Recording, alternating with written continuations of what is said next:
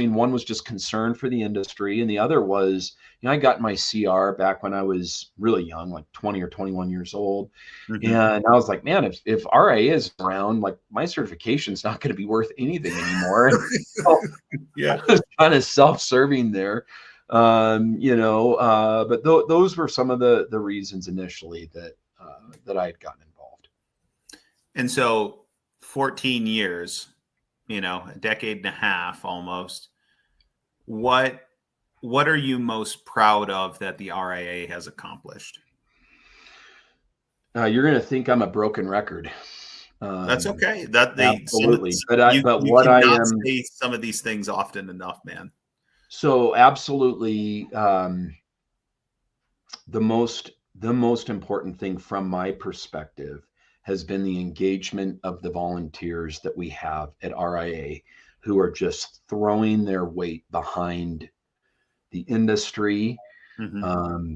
behind RIA as an organization, and doing it for the reasons that really pay respect to the heritage that a lot of us have in this industry.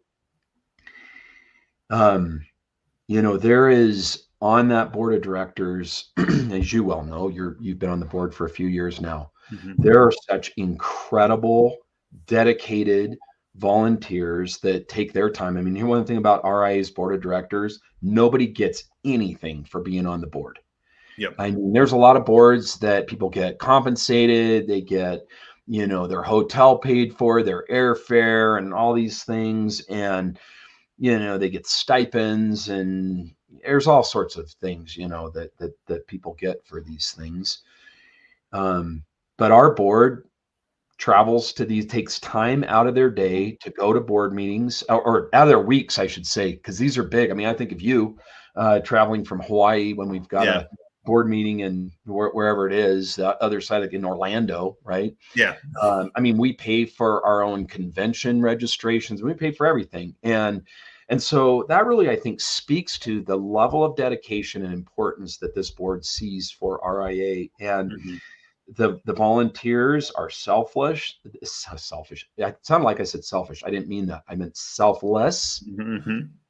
They are generous, and they have an incredible and deep concern for the future of this whole ecosystem that the property restoration industry is. And that's what I am most proud of, is that we've been able to build a board over this time that embraces those ideals and does it in such a honorable way.